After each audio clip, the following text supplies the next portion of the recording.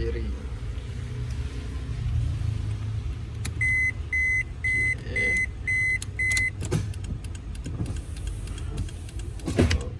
Wiper on. Signal kanan, kiri, on, lampu,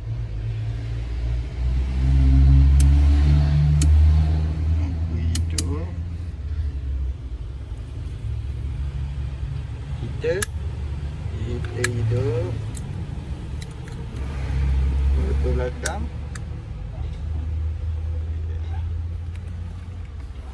lampu belakang hidup.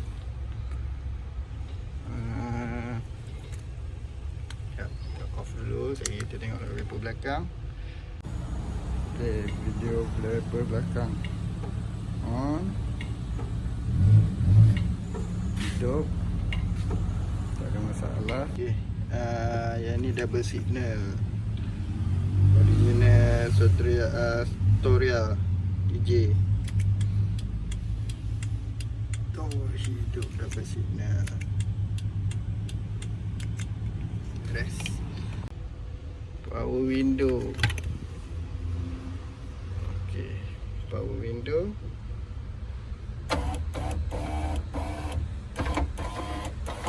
Power window hidup.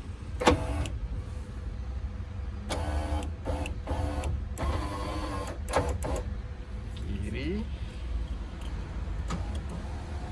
Kanan. Hidup.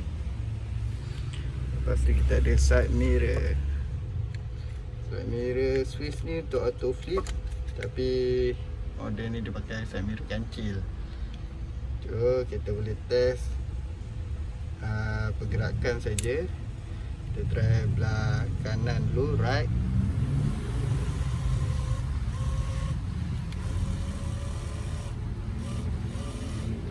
Hidup.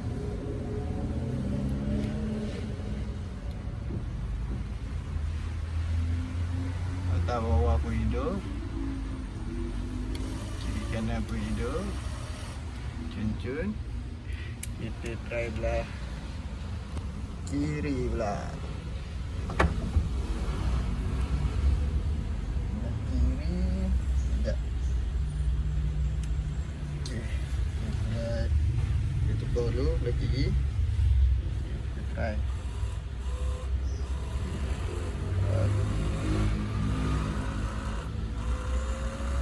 Hidup semua. Settle. Wiper. Mask wiper. Blower. Lampu panel aircon. Okay, kita buka lampu panel aircon dulu. Okay. Lampu panel aircon hidup. Lower speed. Okay. Lepas tu nyala. 1, 2, 3. Ada 3 speed. Original 4 speed. Ni on off. Okay. Apa lagi kita nak test?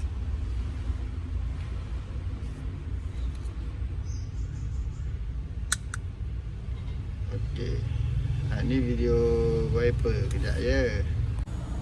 Okay, video wiper belakang on, hidup, tak ada masalah, tak gagap.